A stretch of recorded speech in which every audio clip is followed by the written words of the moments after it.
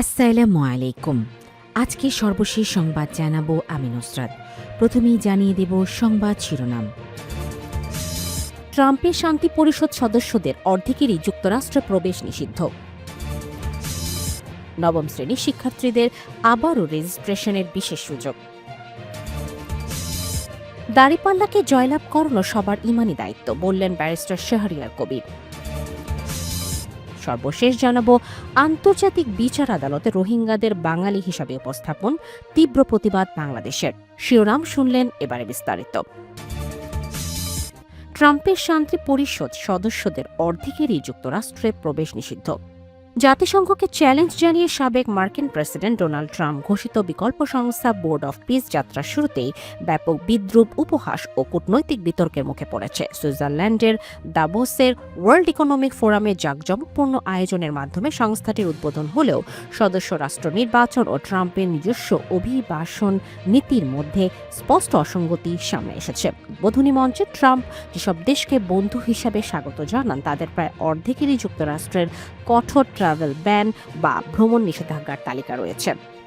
এই তালিকায় থাকা দেশগুলোর মধ্যে রয়েছে Armenia, Azerbaijan, Jordan, Kosovo, Mongolia, Morocco, Pakistan ও উজবেকিস্তান। উল্লেখযোগ্য বিষয় হল, এসব দেশের নাগরিকদের জন্য ট্রাম্প প্রশাসন ইতোমধ্যেই অভিবাসী ভিসা কার্যক্রম অনির্দিষ্টকালের জন্য স্থগিত রেখেছে।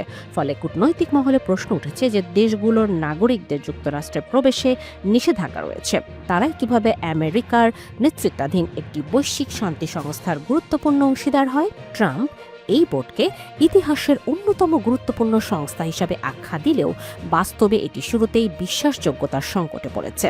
ট্রাম্প নিজেই বোর্ডটির চেয়ারম্যানের দায়িত্বে রয়েছেন। উদ্বোধনী অনুষ্ঠানে উপস্থিত দেশগুলোর মধ্যে ছিল Argentina, Armenia, Azerbaijan, Bahrain, Bulgaria, Hungary, Indonesia, Jordan, Kosovo, Mongolia, Morocco, Pakistan, Paraguay, Qatar, Saudi আরব, তুরস্ক, সংযুক্ত আরব আমিরাত ও উজবেকিস্তান।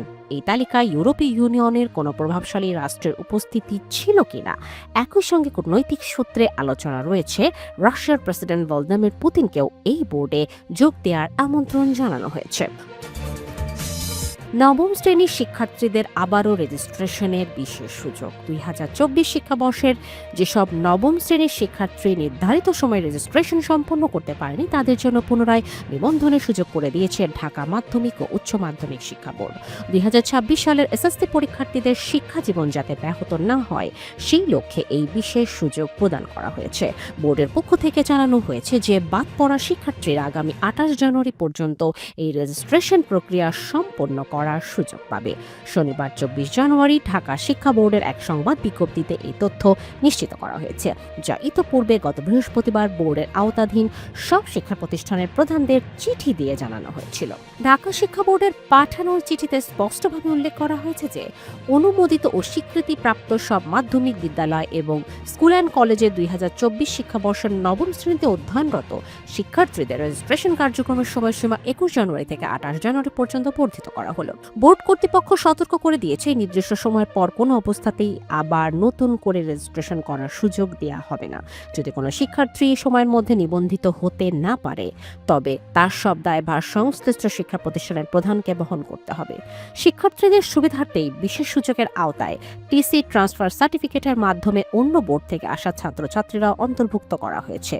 যেসব শিক্ষার্থী বিভিন্ন বোর্ড থেকে টিসি নিয়ে ঢাকা বোর্ডের অধীনে ভর্তি হয়েছে, তারা এই নির্ধারিত সময়ের মধ্যেই তাদের রেজিস্ট্রেশন কার্যক্রম চূড়ান্ত করতে পারবে। বোর্ডের কর্মকর্তাদের মতে, অনেক শিক্ষার্থী এবং অভিভাবকদের অনুরোধের প্রেক্ষিতেই মানবিক দিক বিবেচনা করে এই সংক্ষিপ্ত সময়ের জন্য পোর্টাল উন্মুক্ত করা হয়েছে। নিবন্ধনের এই প্রক্রিয়াটি অনলাইনে শিক্ষা বোর্ডের নিজস্ব ওয়েবসাইটের মাধ্যমে সম্পন্ন করতে হবে। রেজিস্ট্রেশনের ফি ও অন্যান্য প্রয়োজনীয় নথিপত্র সঠিকভাবে জমা দেওয়ার জন্য বোর্ডের পক্ষ থেকে সংশ্লিষ্ট প্রতিষ্ঠানগুলোকে বিশেষ নির্দেশনা প্রদান করা হয়েছে। এসএসসি পরীক্ষার চূড়ান্ত প্রস্তুতির প্রথম ধাপ হিসাবে এই রেজিস্ট্রেশন অত্যন্ত গুরুত্বপূর্ণ। তাই কোনো শিক্ষার্থী যেন তথ্যগত ত্রুটি বা সময়ের অভাবে বাদ না পড়ে, সেই বিষয়ে কঠোর নজরদারি করার জন্য প্রধান শিক্ষকদের আহ্বান জানানো হয়েছে। দাঁড়িপাল্লাকে জয়লাভ করানো সবার ইমানি দায়িত্ব, ব্যারিস্টার শাহরিয়ার কবির। সুপ্রিম কোর্টের আইনজীবী ব্যারিস্টার এএসএম শাহরিয়ার কবির বলেছেন, সবার ইমানি দায়িত্ব দাঁড়িপাল্লাকে জয়ী করা। তার ভাষায় জয়লাভের মাধ্যমে আল্লাহকে খুশি করা যাবে এবং কিয়ামতের দিন এর জবাব দেওয়া হবে।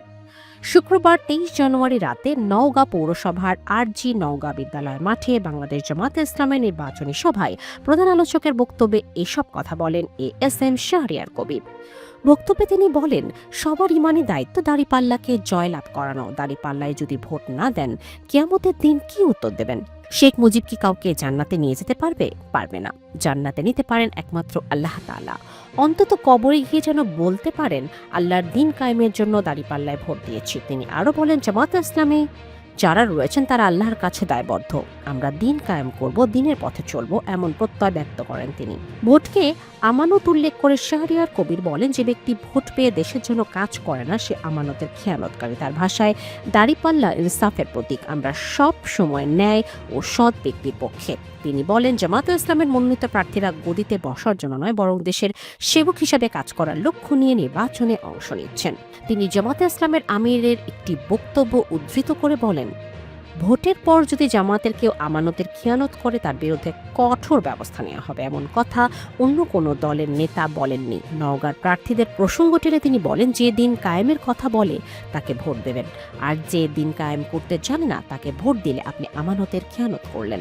রাজনৈতিক প্রসঙ্গে শাহরিয়ার কবির বলেন, আগের সময় জিয়াউর রহমান ও খালেদা জিয়ার বিএনপি আর বর্তমান বিএনপি এক নয়। ভবিষ্যৎ বাংলাদেশের চোরাকারবারি, চাঁদাবাজ ও অসৎ লোকদের হাতে ক্ষমতা দেওয়া হবে না বলে মন্তব্য করেন তিনি বলেন, কেউ ভোট চুরি করতে এলে প্রতিহত করতে হবে।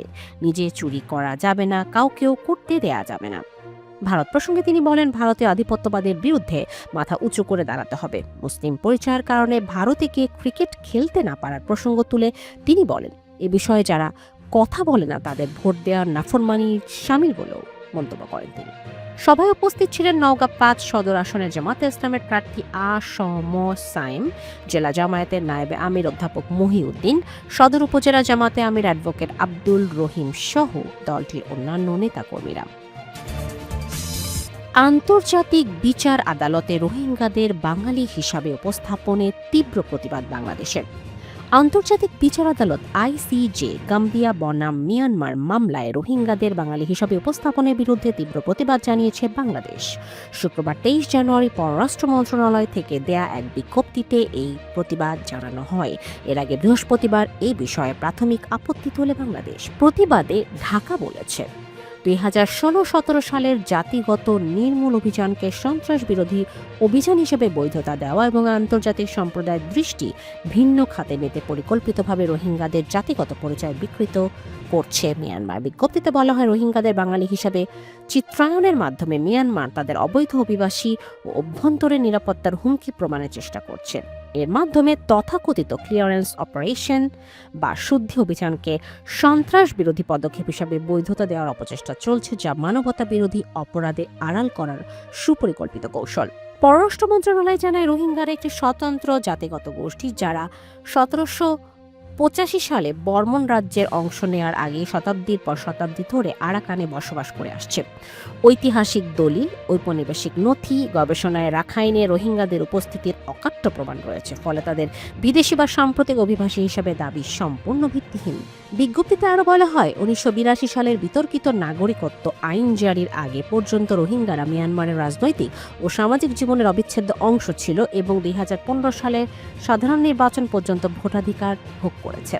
পরিকল্পিতভাবে বাঙালি আখ্যা দেওয়ার উদ্দেশ্যে তাদের পরিচয়ের অধিকার অস্বীকার করা এবং জাতিগত নিধনের প্রেক্ষাপট তৈরি করা। ভাষাগতভাবে চট্টগ্রামের সঙ্গে কিছু মিল থাকলেও সংস্কৃতি ও পরিচয়ের দিক থেকে রোহিঙ্গারা সম্পূর্ণ স্বতন্ত্র জাতিগোষ্ঠী।